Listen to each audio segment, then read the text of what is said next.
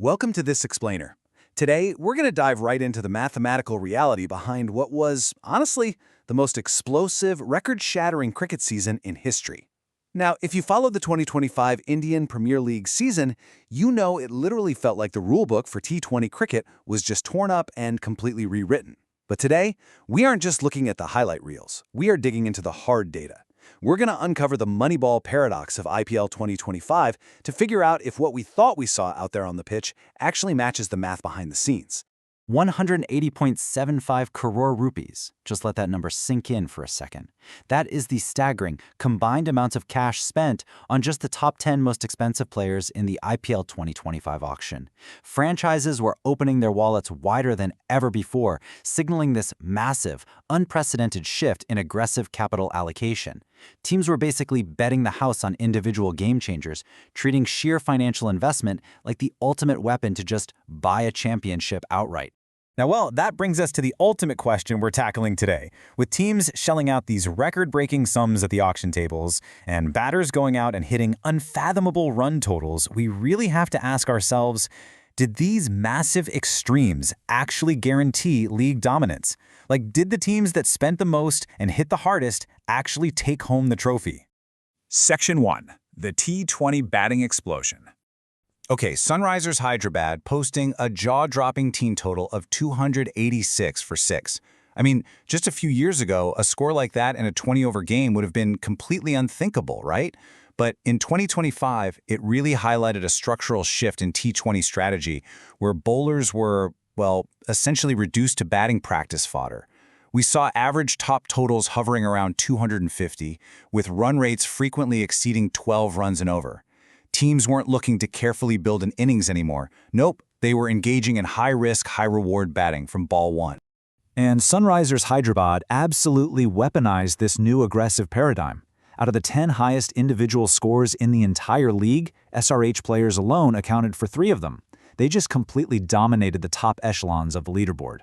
To give you a real sense of just how efficient and honestly ruthless this scoring was, we saw absolute fireworks from guys like Abhishek Sharma. He smashed 141 runs off just 55 balls. That is a strike rate of 256.36. And Heinrich Klaassen was right there with him, hitting an unbeaten 105 off only 39 balls with a strike rate of almost 270. Because of insane performances like these, the mean highest score for the whole tournament inflated to an incredible 110.8 runs. Honestly, you've got to feel a little bad for the bowlers who had to stand there and take that onslaught.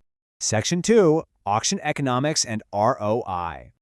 So leading into the season, the intense financial competition was undeniable. Bidding wars were just historic.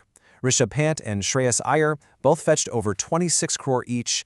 Franchises were essentially sinking a massive percentage of their total available budget into acquiring just 1 or 2 marquee names, totally convinced that these star players were a guaranteed direct ticket to the playoffs.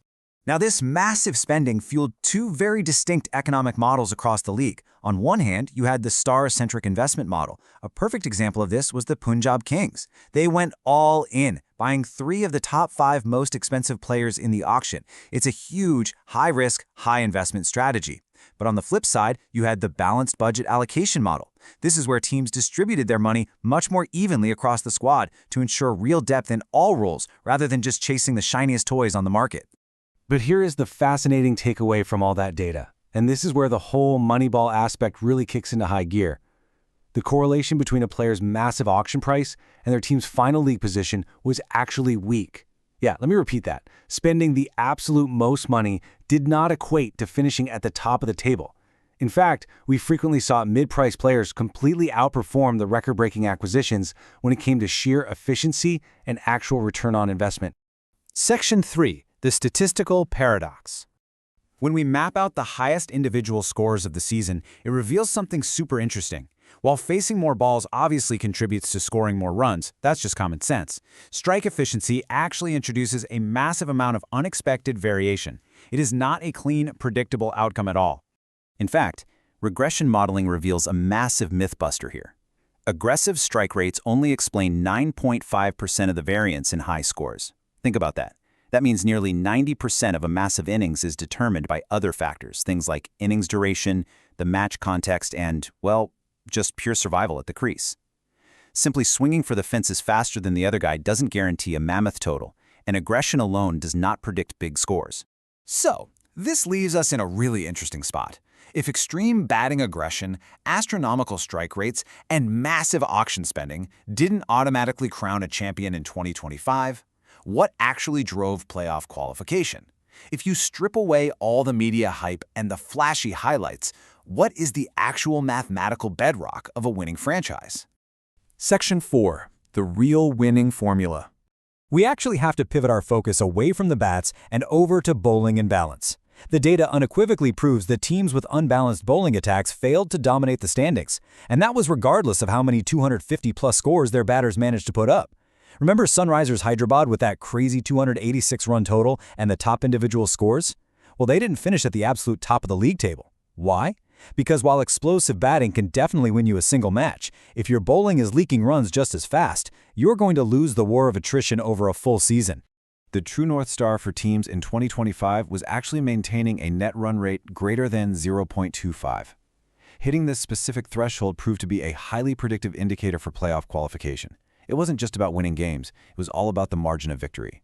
Teams that consistently managed the mathematical gap between runs scored and runs conceded, they were the ones successfully booking their tickets to the playoffs.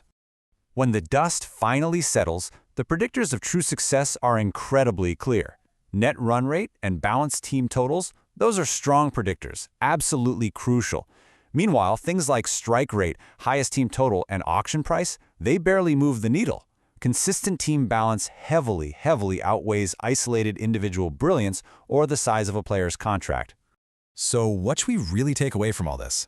First off, while IPL 2025 is definitely going to be remembered for its batting-heavy highlight reels, the hard data proves that team balance is what actually wins leagues. Second, net run rate is a far stronger predictor than just raw win count. For instance, the Mumbai Indians had a phenomenal NRR because they dominated their victory margins, making them a massive threat even if other teams had a similar number of wins. And finally, optimal resource allocation, meaning spending your money smartly across the whole squad, beats high star-centric expenditure every single time. As we wrap up this explainer, we're left wondering about what happens next. Now that the math is out there for everyone to see, how will the statistical reality of 2025 reshape the way franchises build their teams? Will front offices finally abandon that flashy, high-priced, star-centric auction model in favor of the quiet, ruthless efficiency of statistical balance next season? It is a fascinating question, and honestly, it's going to make the next auction an absolute must-watch event. Thanks for learning with me today, and keep your eye on the numbers. Welcome.